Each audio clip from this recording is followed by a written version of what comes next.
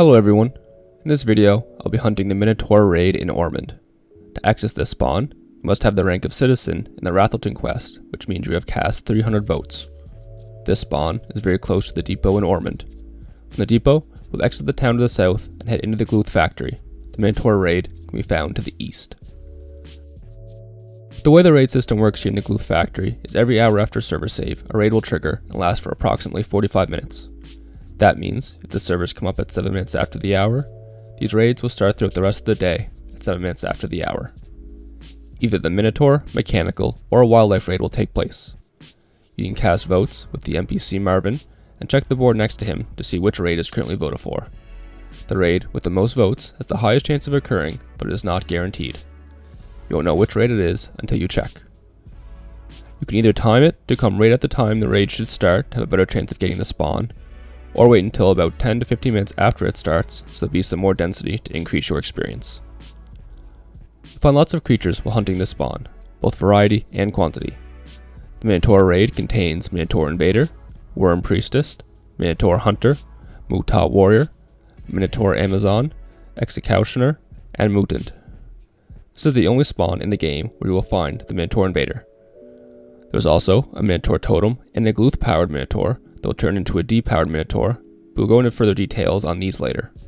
You can also find a boss named the Mutant Wallbreaker. The Mutant Wallbreaker can be found at the back of the spawn, and once you see it, the Wallbreaker will begin walking in a straight line across the spawn until it reaches the entrance. It may attack you if you're on screen, but it does not do much damage and shouldn't affect you much. I recommend level 300 to start hunting this spawn. The damage here can really add up depending on how you do your pulls.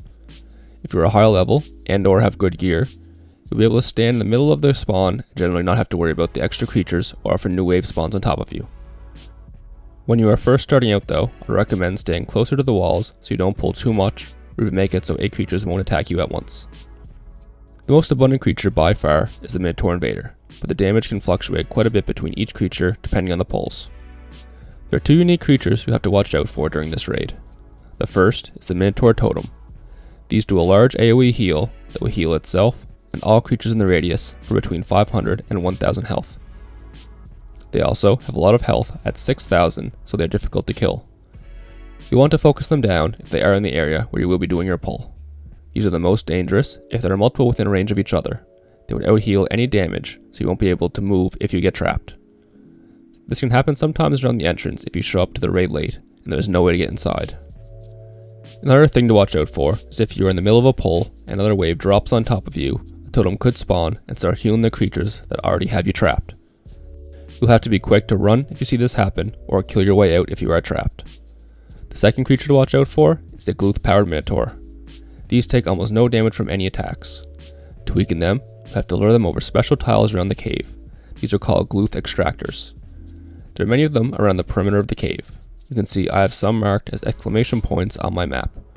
When the Glooth Powered Minotaur walks over this tile, he'll turn into a Depowered Minotaur and die quite quickly.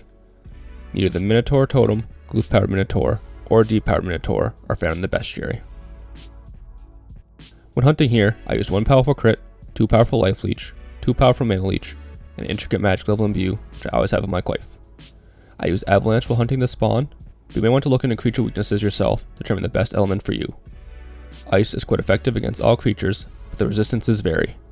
Fire or energy may also be viable options. While hunting here, the experience can range greatly. It can be somewhere in the range of 3 to 4 million experience per hour on 150%. This is such a big range because it depends on how many creatures you're pulling at once. You do have to remember that the raid uptime is only 45 minutes at most, depending on when you arrive. Typically, I'd walk away with around 2 million experience in 30 minutes. During the raid, I typically make between 350k and 450k profit during the 30 minutes of hunting, not counting the cost of imbues. The loot here is pretty consistent, but can be boosted if you manage to loot a few silver raid tokens, and depending on how much they're worth on your server. Based off the input analyzer, the max DPS I received was 1980. Minotaur Amazon is pretty consistently around 10% of the damage mark, but the Minotaur Invader, Mutant Executioner, and Glooth Powered Minotaur fluctuate between 10 and 25%. Typically, I was receiving 85% physical damage and 5 to 6% life drain damage. All of the following elements will range between 1% and 3% each. These are Earth, Death, fire, energy, and mana drain. You don't need the elemental protection, but as a Paladin, you may want to use a Sleep Shawl or Enchanted Pendulet for the additional physical protection. There are a total of 200 charm points available if you unlock all of the creatures here. The Minotaur Amazon will take 2,500 kills, while all other creatures will take 1,000. As I mentioned earlier, this is the only spawn where you can find the Minotaur Invader, and there are a lot of them.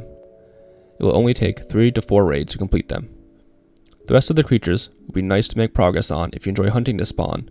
You can make much better progress on them elsewhere. Hopefully, this video can help you become familiar with this spawn. If you have any questions, or if you try the spawn out yourself, let me know in the comments. It'd be helpful to see how different vocations and level ranges are able to handle it. If you've enjoyed the video, please like, subscribe, leave a comment below as it will help me out. Thanks for watching, and happy hunting.